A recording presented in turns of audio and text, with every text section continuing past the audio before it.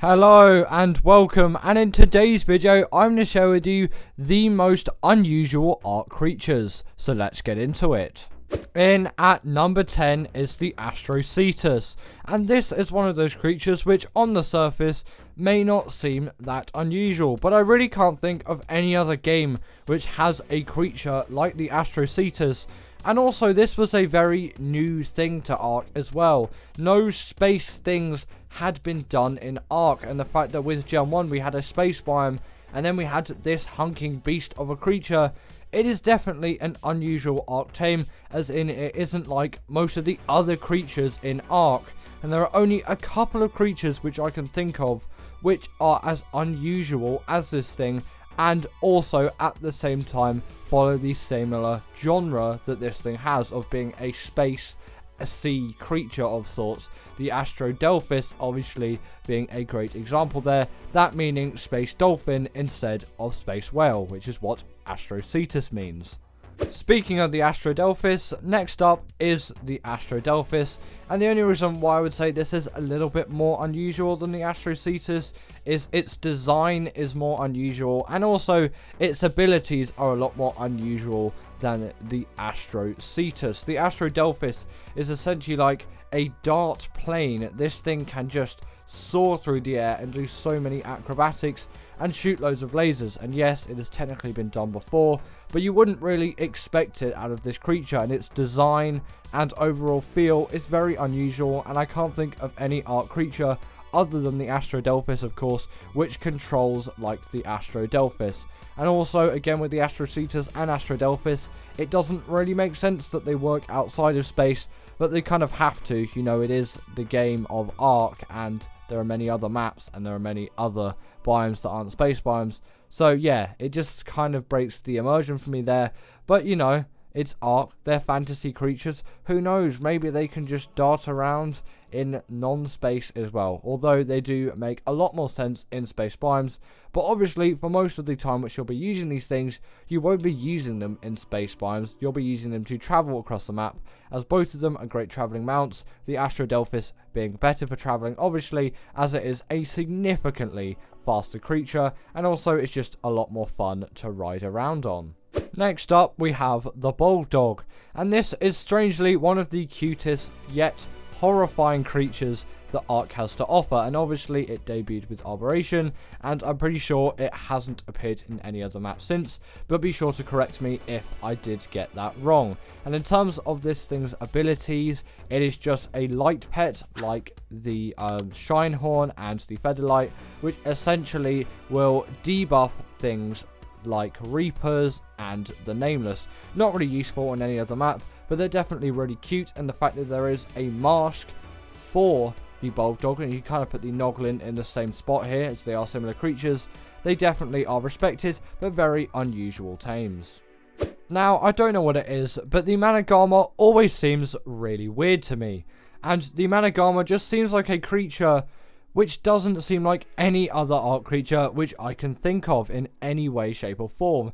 This is essentially like a Ferox type thing with ice fists that can jump into the air and has some sort of elemental power, and that also has ice breath and can freeze creatures. This is definitely an oddity and an unusual tame which hasn't been revisited since. There is no other Ark creature to this day which is like the Manag, and also the spelling for it is pretty unusual as well, but once you learn how to spell it once, you kind of don't forget it, as its name is that unusual. And it definitely is an extremely useful creature. Obviously, as you can see, it can travel across the map with insane speeds, and it deals a pretty reasonable amount of damage as well, which you can't get out of every great traveling mount. But the Manag definitely is great for that, and like I said as well, it is great at freezing creatures, and in a moment you will see what it is like when it does freeze creatures. The only thing you really have to watch out for though is this thing is extremely buggy and will get stuck on things,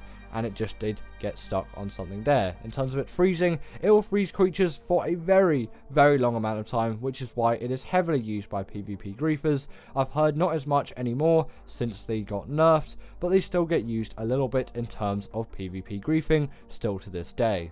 Now, the Rock Drake is pretty similar to the Manag armor in a lot of things, but I think it is slightly more unusual, partly because it did come first. Obviously, Arboration was the map that came up before Extinction, and also just the way that this creature is formed is a little bit more unusual. This is kind of like a somewhat T-Rexy chicken. I don't really know where those two creatures came from, but I would just call it kind of a T-Rexy, chickeny, turkey thing. I don't really know where I'm going with that. It is so unusual in the form that it is. You can't really relate it to other creatures, which is very, very weird, and definitely a sign which it is very unusual. But its taming method isn't particularly one of the most unusual, like you would expect from this creature. It is the exact same as the Wyvern. You simply steal the egg from the Rock Drake nest, and then boom, once you've obviously incubated and raised up that creature, you have yourself a Rock Drake. And also they do come in a lot of colours as well, this pink being an example, which is actually quite weird for a lot of Ark creatures, as most creatures do follow a similar colour pattern, whereas the Rock Drake has a wealth of colours. And I actually kind of really like the tealy blue more than the colour which I've got here. I like a tealy blue, like a bluey green is what I kind of like on a Wyvern. Not a Wyvern, this is a Rock Drake. Why am I talking about Wyverns? In terms of Rock Drake colour, that is my preference. What is your Rock Drake colour? Comment in the comments down below. Don't know why I said comment too many times in a sentence, but comment in the comments down below. What is your favourite Rock Drake colour? As I'd really like to know. Mine is definitely that kind of like bluey, greeny thing, but you know, some of you may be digging this pink and purple which we got here. No, it's not pink and purple, pink and blue. I may be slightly colourblind. In at number 5 is the Gasbags, and this is just a creature which is such an oddity. And also, I'm seriously questioning Wildcard here.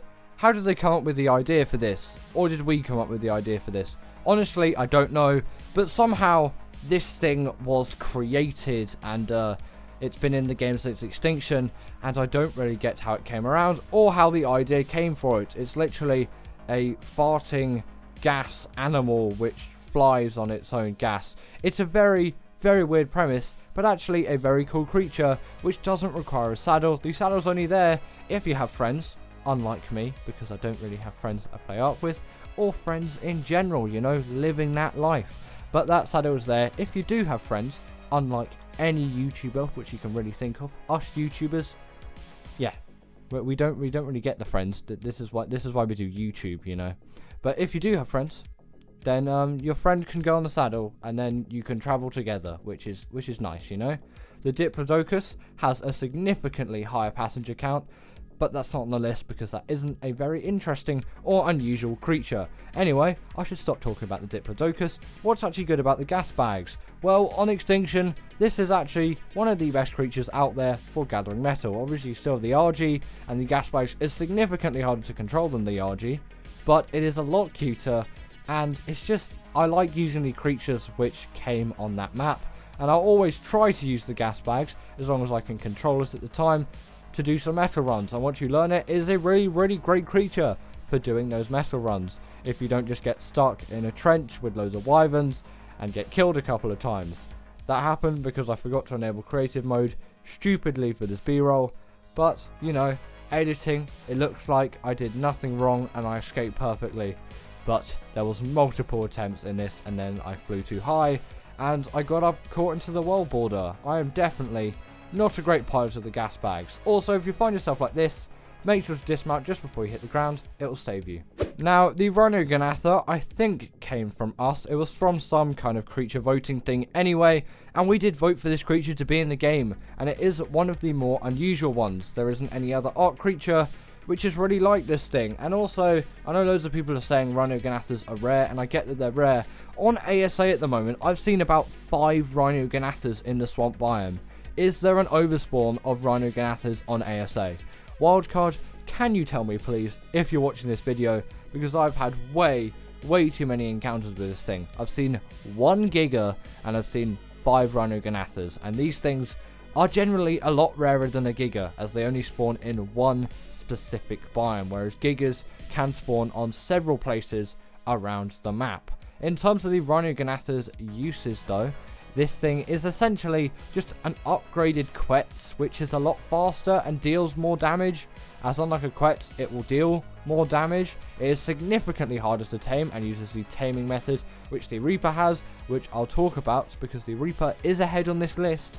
Oh my god, spoilers. But either way, the Reaper is ahead on this list, so I'll talk about its taming method similarly there. But you can always check out my Rhog Gatha taming guide if you want to know fully in detail how to tame this thing, and you'll see brief b-roll of me actually taming it, because this is from the guide video. I was just a little bit lazy at the time, and I was just like, I'll take my guide video and then I'll just chuck that into b-roll, which is obviously why you're seeing me tame it here and you're not seeing me tame every other Ark creature in all of the other b-rolls. But it is a very long and arduous taming process, which is extremely difficult and requires 2 Rhog Gathas, not 1. You're going to need 2 of those things, and you're going to need pheromone, you're going to need to kill one, and then yeah, there's so much. Just check out the tutorial. I really shouldn't talk about it more. The Rhog Gatha is just one of those creatures which is really unusual and we voted for, and for some reason spawns way too much on ASA.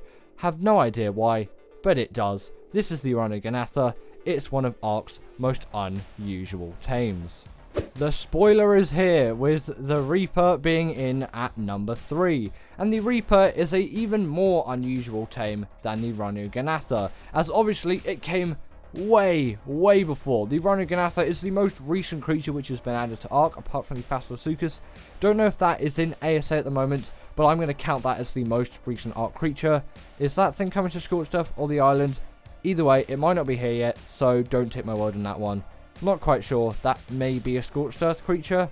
Actually, thinking about it, that is a Scorched Earth creature. The Rhog Gatha was the one for the island. Yes, the Rhog Gatha is the latest creature of Ark at the moment. And the Reaper has obviously been in Ark for ages. It came out in Operation. That was way back in 2017. And this thing was such an oddity at the time, but it really fits into that map, and its taming method is one of the most unusual in the game. Essentially what you do is you'll get a Reaper Queen to a really low amount of health. You can use a trap for this, it will make it so much easier, and you can use light pets as well. Not for the other bit of the taming method though, as that won't work with a light pet. You can't have a light pet when this thing impregnates you when you go up to it after you put its health down. At least I'm pretty sure you can't. Don't anyway, as it may somewhat fail, as the Reapers really do not like light pets. But after you have been impregnated by the Reaper, obviously after you've damaged it and the impregnation has occurred, you just get a ton of XP, and then boom, you have yourself a Reaper. In at number 2 is the Blood Stalker, and this is just essentially a spider with, I don't think 8 eyes, but it may have 8 eyes, or it may have 12. Honestly, comment down below how many eyes the Bloodstalker has, as right now I don't know. I'm sure I could look up an image, but I know one of you out there knows the answer to this. But obviously you can tell why the Bloodstalker is so unusual. No other Ark creature is really like this, and you could say the Aranio is another kind of spidery thing, but that is just kind of like a normal spider. The Bloodstalker is like a vampire, blood-sucking Spider-Man thing with an obscene amount of eyes. It may be 8, it may be 12, I'm not quite sure. Make sure to let me know. I want to know how many eyes the Bloodstalker has, as I'm really not sure, as I have not seen one up close and personal for a while. But also, this thing's taming method is very much an oddity. Like, no other Ark creature, apart from the Desmodus, obviously, off the top of my head, which I can think of, has the same taming method. You essentially get blood bags, which you'll need to syringe out of your body, or you can obviously use the Desmodus to harvest them now, but originally you just had to use the blood syringe to get those, and then it will just eat those, and then you'll tame yourself a Bloodstalker, and you can feed it some creatures before to get 100% effectiveness. But honestly, I've never bothered with that, as I'm not going to do like insane things with this creature. Like, I'm not going to fight bosses with the Bloodstalker. I just want a good one. And obviously for missions, you're not even going to need a Bloodstalker, but it is good to get one, obviously, so you can get to those missions, so you can get all of those hexagons. But before you get a Bloodstalker, you should definitely go to the Bogrish missions to practice. And finally, in at number 1 is the Vonaur. And the reason why I have put this thing in at number 1 isn't because it has the weirdest taming method or anything along those lines.